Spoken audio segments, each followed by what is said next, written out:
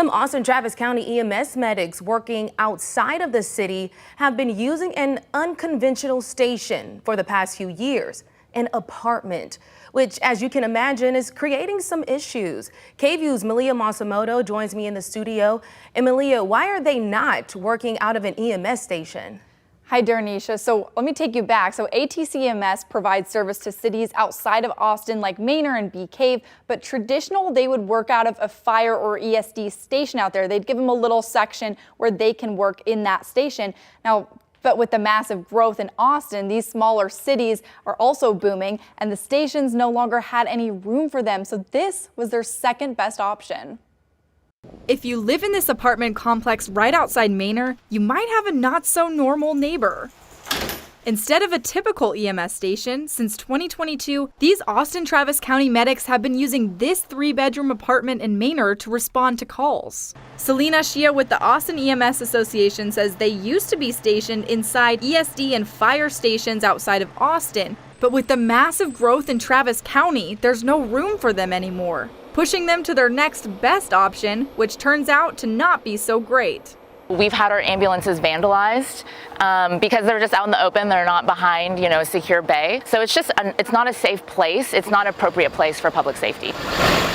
Shia says there's even more issues that come with making an apartment an emergency station. During extreme heat with no cover for their ambulances, medications inside have gone bad.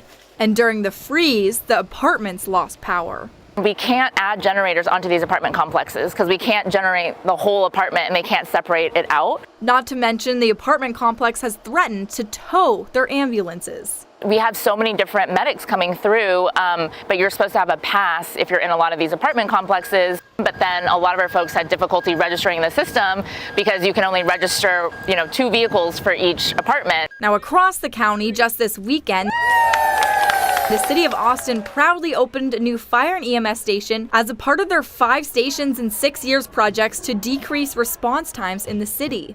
We know that our city is growing exponentially.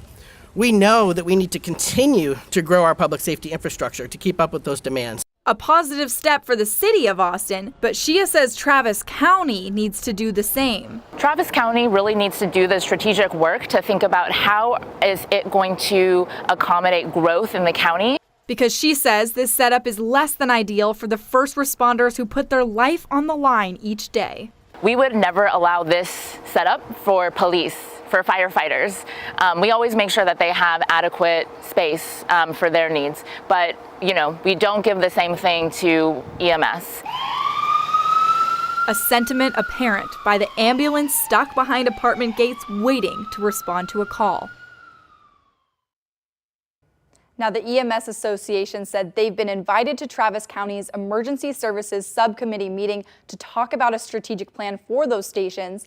In a statement by Travis County, they said they're looking forward to working together to address these challenges.